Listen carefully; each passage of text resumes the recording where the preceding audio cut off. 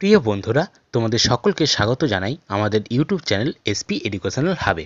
বন্ধুরা, আজকে আমরা কবি রাজশেখর বসুর লেখা বাংলা ভাষায় বিজ্ঞান এই প্রবন্ধটি থেকে গুরুত্বপূর্ণ কিছু রচনাধর্মী প্রশ্ন নিয়ে তোমাদের কাছে চলে এসেছি, যা তোমাদের তৃতীয় পর্যায়ে কবিক পরীক্ষা তথা টেস্ট ও মাধ্যমিকের জন্য খুবই গুরুত্বপূর্ণ। এই প্রবন্ধটি থেকে প্রশ্নমান 3-এর সংক্ষিপ্ত ব্যাখ্যাধর্মী প্রশ্ন বিগত বছরগুলিতে দেখা যায়নি।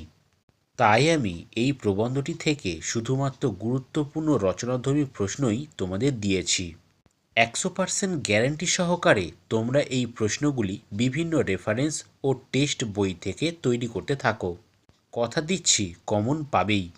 এই প্রবন্ধটির উৎস হিসাবে বলা যেতে পারে প্রবন্ধটি রাজশেখর বসুর রচিত বিচিন্তা প্রবন্ধ গ্রন্থ থেকে গৃহীত, যার রচনাকাল 1955 খ্রিস্টাব্দ অথবা 1362 বঙ্গাব্দ। পরবর্তীকালে এই প্রবন্ধ পরশুরাম গ্রন্থাবলীর অন্তর্ভুক্ত হয়। তোমাদের জানাই, ইতিমধ্যে মাধ্যমিকের জন্য অনেক সাবজেক্ট ভিত্তিক ও অধ্যায় ভিত্তিক অনেক গুরুত্বপূর্ণ প্রশ্নের ভিডিও আমরা আমাদের চ্যানেলে আপলোড করেছি, যা বিশেষ করে বিভিন্ন সেমেটিভ টেস্ট মাধ্যমিকের জন্য খুবই গুরুত্বপূর্ণ, যা আমাদের চ্যানেলে প্লে লিস্টে তোমরা পরপর পেয়ে যাবে। তো চলো বন্ধুরা, এবার দেখে নেওয়া যাক মাধ্যমিক বাংলার এক গুরুত্বপূর্ণ প্রবন্ধ বাংলা ভাষার বিজ্ঞান থেকে প্রশ্নমান 5-এর গুরুত্বপূর্ণ কিছু রচনাধর্মী প্রশ্নগুলি। প্রশ্ন: বাংলা ভাষায় বিজ্ঞান চর্চায় এখনও নানা রকম বাধা আছে।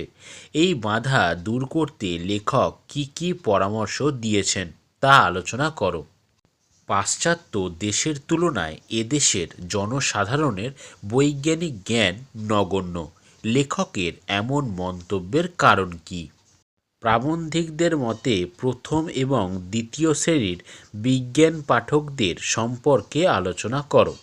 আলংকারিকদের মতে শব্দের ত্রিবিধ কথা কি তা আলোচনা করো অথবা উদাহরণসহ বুঝিয়ে দাও। বাংলা ভাষায় বিজ্ঞান শীর্ষক প্রবন্ধটিতে পরিভাষা রচনা প্রসঙ্গে লেখক যে বক্তব্য প্রকাশ করেছেন তা আলোচনা করো। অথবা বাংলা ভাষায় বিজ্ঞান প্রবন্ধে পরিভাষা সমস্যা বিষয়ে লেখক যে আলোচনা করেছেন তা সংক্ষেপে লেখো। বাংলা ভাষায় বিজ্ঞান চর্চায় এখনও নানা রকম বাধা আছে। লেখক কোন ধরনের বাধার কথা বলেছেন, বা বাংলা ভাষায় বিজ্ঞান চর্চার বাধাগুলি কি কি? অথবা বাংলা ভাষায় বিজ্ঞান প্রবন্ধে প্রাবন্ধিক বাংলা ভাষায় বিজ্ঞান চর্চার ক্ষেত্রে যেসব অসুবিধার কথা বলেছেন তা আলোচনা করো। প্রীতির সহিত মাতৃভাষার পদ্ধতি আয়ত্ত করতে হয়। কোন শ্রেণীর পাঠক সম্পর্কে লেখকের এই মন্তব্য, তার এই মন্তব্যের কারণ কি? পরিভাষা রচনার ক্ষেত্রে বঙ্গীয় সাহিত্য পরিষদ ও কলকাতা বিশ্ববিদ্যালয়ের অবদান বিশদে লেখো। তখন বৈজ্ঞানিক সাহিত্য রচনা সুসাধ্য হবে। কোন প্রসঙ্গে প্রাবন্ধিকের এই মন্তব্য?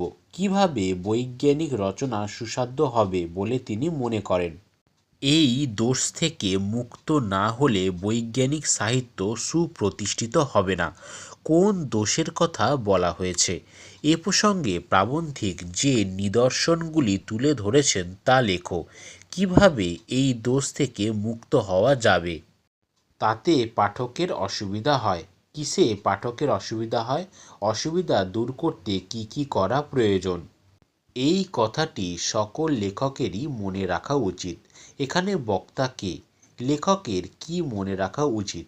লেখকদের কোন কোন ত্রুটির কথা প্রাবন্ধিক তুলে ধরেছেন? বাংলা বৈজ্ঞানিক প্রবন্ধাদিতে আর একটি দোষ প্রায় নজরে পড়ে। কোন দোষের কথা এখানে বলা হয়েছে? এই দোষ মুক্তির উপায় কি?